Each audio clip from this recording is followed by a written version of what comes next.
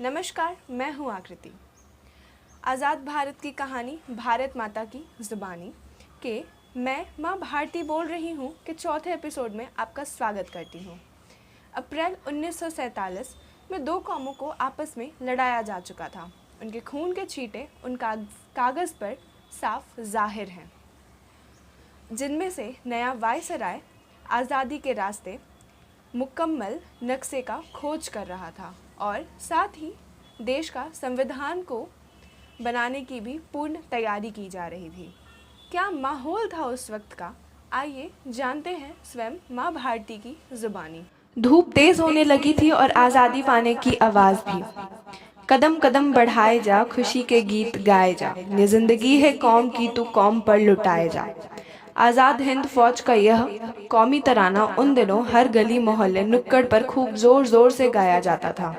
तब प्रभात फेरियां निकालना खतरे से खाली नहीं होता था, मगर मेरे हिम्मती बच्चों को इसकी परवाह ही कहाँ थी। वहीं पूरा हिंदुस्तान टुकुर टुकुर दिल्ली में चल रही सियासी मुलाकातों की तरफ भी देख रहा था। तारीख थी 15 अप्रैल। माउंटबेटन कुछ ज़्यादा ही हड़बड़ी में थे। अभी बातचीत का सिलसिला शुरू ही हुआ था कि उन्होंने आज़ादी के अजूबे रोड मैप का प्रस्ताव पेश कर दिया। डिकी बोर्ड प्लान नाम की यह योजना भारतीय नेताओं को रास नहीं आई। जोरदार विरोध के साथ कह दिया गया कि इसे देश टुकड़ों में बंट जाएगा और अराजकता पैदा हो जाएगी। माउंटबेटन को समझ में आ गया कि इस तरह सतही योजना से काम नहीं बनेगा, नई योजना बनानी पड़ेगी और वे इस पर काम भी करने लगे।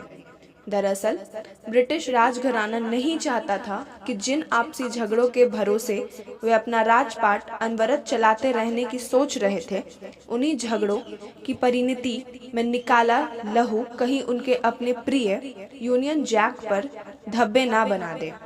उधर संविधान सभा आज़ाद भारत की रूपरेखा तैयार करने में लगी हुई थी। इन्हीं दिनों डॉक्टर भीमराव अंबेडकर ने संविधान सभा में हिंदू कोड बिल पेश कर दिया था।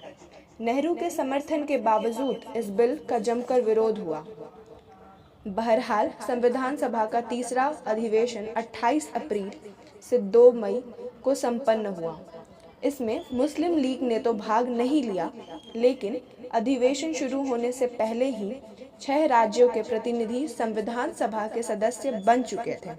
इसी बीच त्रावणकोर, भोपाल, हैदराबाद, जोधपुर और जूनागढ़ रियासतों के प्रमुखों और उनकी प्रजा में मतभेद गहराता जा रहा था।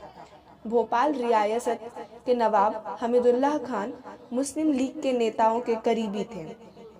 कहा जाता है कि वे तय नहीं कर पा रहे थे कि भारत का हिस्सा बने या नहीं, जबकि वहां के हिंदू बाहुल्य जनता उनके विरोध में थी।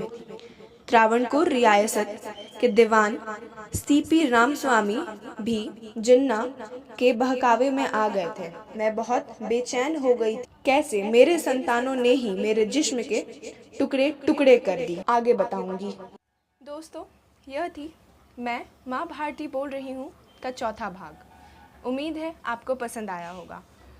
चैनल को सब्सक्राइब कर कमेंट बॉक्स में जय हिंद लिखना ना भूलें और आगे बने रहिए आगे के हिस्सों को सुनने के लिए। जय हिंद, जय भारत, वंदे मातरम।